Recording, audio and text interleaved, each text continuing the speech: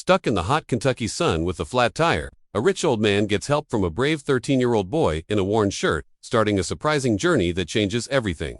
Harold Grayson, a prosperous gentleman in his late 70s, sat solitary in his sleek silver Mercedes, drumming his thumb restlessly against the steering wheel. The air conditioner whirred faintly, struggling to combat the oppressive Kentucky heat. Having retired with a fortune amassed from a successful career in finance, Harold was accustomed to life bending to his will. Yet, on this particular day, he found himself immobilized by a punctured tire, far removed from the luxuries of his immaculate estate on the town's periphery. After several futile attempts to summon roadside aid, he exhaled deeply, accepting that he must bide his time. Just as a flicker of irritation began to surface, a silhouette emerged. Advancing along the roadway, a youthful lad, perhaps 13 or 14, clad in a threadbare t-shirt and scuffed sneakers, his face set with resolve. Harold observed as the boy's gaze sharpened, scrutinizing the vehicle before offering a courteous yet assured nod. "Got a flat, sir?" the boy inquired, his tone unwavering. Yes, I do," Harold responded, a blend of relief and discomfort washing over him. "I was hoping for some assistance, but there's no signal out here." The boy flashed a modest grin. "I can help with that," he declared, crouching beside the tire without delay. "My grandpa showed me how to swap a tire last summer. Do you have a spare?" Harold motioned toward the trunk, watching as the boy unlatched it and retrieved the required tools. The young fellow worked with remarkable speed, his hands moving with a quiet assurance that seemed to transcend his age. As Harold stood by, an unfamiliar humility began to stir within him, an emotion he hadn't encountered in years. He considered offering the boy a reward, but the youth remained focused, barely glancing up from his task. Within minutes, the boy completed the job, wiping his hands on his jeans and stepping back. "All done," he announced, his small, contented smile speaking volumes. Harold reached into his wallet, withdrawing several bills and extending them toward the boy. "Here, take this. I truly appreciate your help." But the boy retreated a step, raising his hand courteously. "Thank you, sir, but I don't need anything. Just glad to help." Stunned, Harold stood frozen, money still in hand, as he watched the boy turn and stroll away down the road. The encounter left him strangely touched, though he couldn't pinpoint why. Alone once more, he tucked the cash back into his wallet and slid into his car, gazing through the rearview mirror as the boy's figure dwindled in the distance. Throughout the remainder of his drive, Harold's thoughts repeatedly returned to the lad. There was a quiet dignity about him, a self-assurance rooted not in wealth or privilege but in something more profound. That night, seated alone in his opulent residence, Harold found the image of the boy walking away with nothing but a smile lingering in his mind. That evening, he settled into the leather armchair of his study, surrounded by bookshelves filled with volumes he seldom touched. The room was hushed, broken only by the gentle ticking of the grandfather clock in the corner. His dinner, meticulously prepared steak with asparagus, sat untouched on the side table. His thoughts were consumed by the boy Harold had met. Throughout his life, he had crossed paths with thousands of business associates, employees, investors, most interactions revolving around negotiations, favors, and transactions, always with an exchange, a price, or an expectation. Yet this boy, this stranger, had aided him out of sheer kindness. He reclined, sipping his scotch, the memory of the boy's confident smile replaying in his mind. He didn't appear to possess much. Harold mused. Worn shoes, faded attire, the dust on his hands all hinted at a humble tale. And yet, the boy carried an integrity so rare in today's world. The following morning, Harold couldn't suppress the urge to locate the boy. He couldn't explain why, but an unsettled feeling nagged at him, perhaps guilt, perhaps gratitude, or simply curiosity. Whatever it was, it propelled him to drive along the same stretch of road, scanning the horizon for any trace of the youth. Hours slipped by as he paused at gas stations and quaint diners, inquiring of anyone willing to listen if they'd spotted a boy matching the description. Most shrugged or shook their heads, until, at last, an elderly woman behind the counter at a modest cafe spoke up. "Sounds like you're describing Elijah," she said, wiping her hands on her apron. "That boy's always assisting folks around here. Lives with his mama over in Harlan." "Harlan," Harold repeated, committing it to memory. "Thank you." The town of Harlan lay an hour away, tucked into the Appalachian foothills. The drive offered scenic views, but Harold barely registered them, his mind buzzing with questions. What kind of life did this boy lead? What family nurtured such a character? Upon reaching Harlan, the streets were tranquil, flanked by homes and small enterprises. He asked a few locals about Elijah and was eventually directed to a modest house on the town's outskirts. The dwelling was weathered but neat, its front porch sagging slightly under its own burden.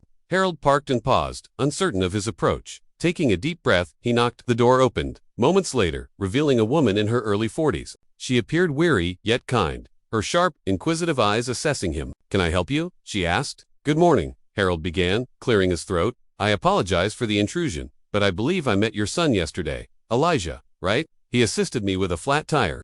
Her expression softened at once. That sounds like my Elijah, she said with a faint smile. He's always helping folks. I just wanted to thank him properly, Harold explained. He wouldn't accept anything from me yesterday. She nodded, stepping aside to invite him in. He's out back. You're welcome to wait. Harold entered, noting the modest interior. The furniture was aged but spotless. The walls decorated with family photographs and a few childlike drawings, likely from a younger Elijah. It contrasted his own home with its flawless surfaces and costly art. Yet this space exuded a warmth and vitality he found lacking elsewhere. He followed her to the backyard, where Elijah was mending the fence. The boy looked up, surprised to see Harold. Hey, mister, Elijah said, wiping his hands on his jeans. What are you doing here?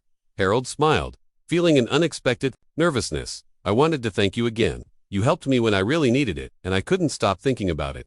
Elijah shrugged, his expression open and sincere. It wasn't a big deal.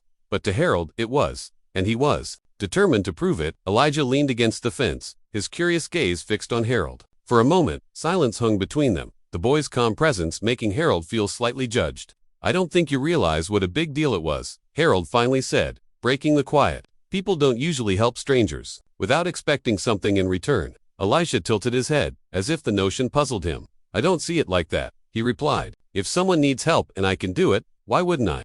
Harold was struck by the boy's straightforward logic. He glanced past Elijah to the yard, the fence patched with assorted wood, the grass patchy and thin.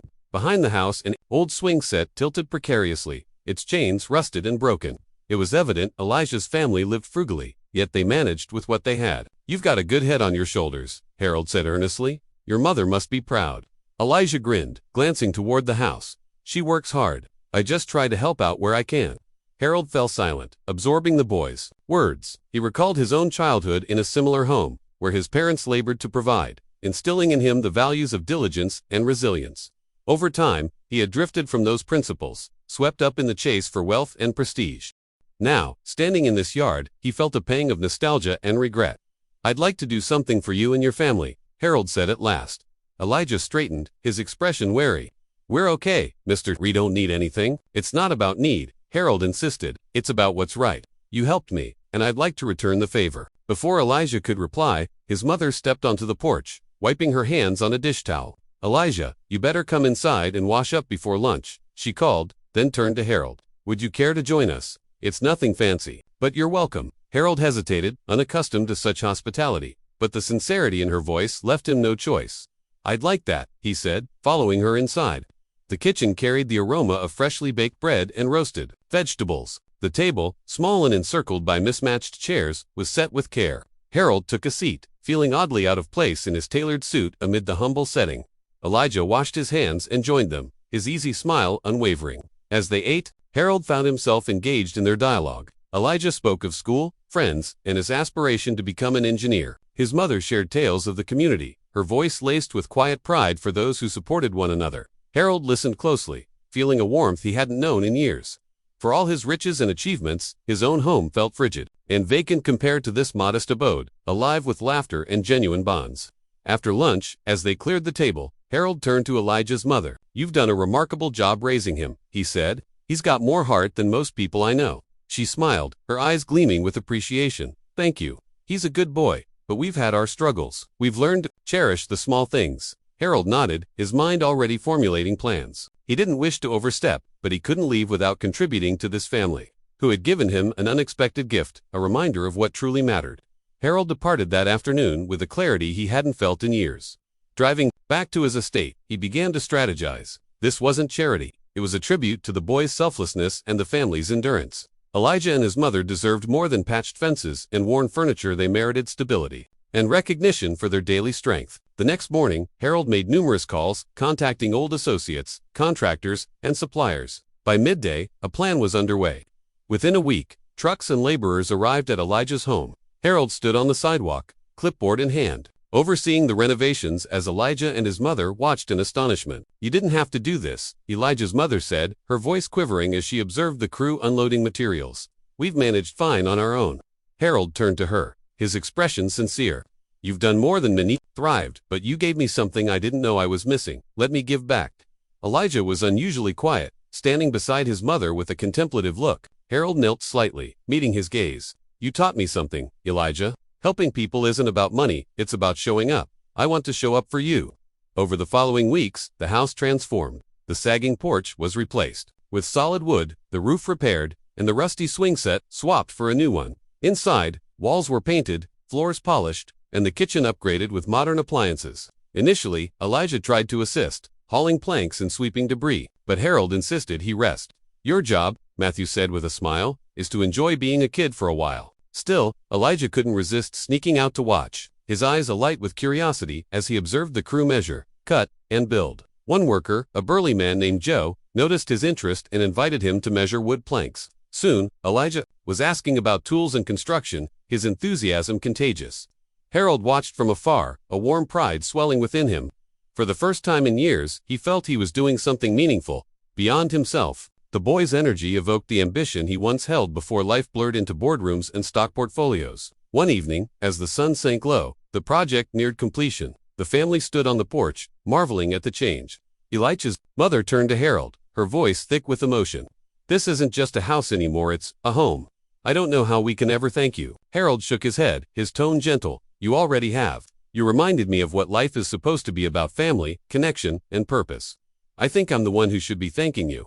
The final day of the renovation felt like a celebration. Neighbors visited, offering smiles and gifts, fresh bread, jars of homemade jam, and a potted plant. Elijah's laughter rang through the yard as he raced around, showing friends the new swing set and painted rooms.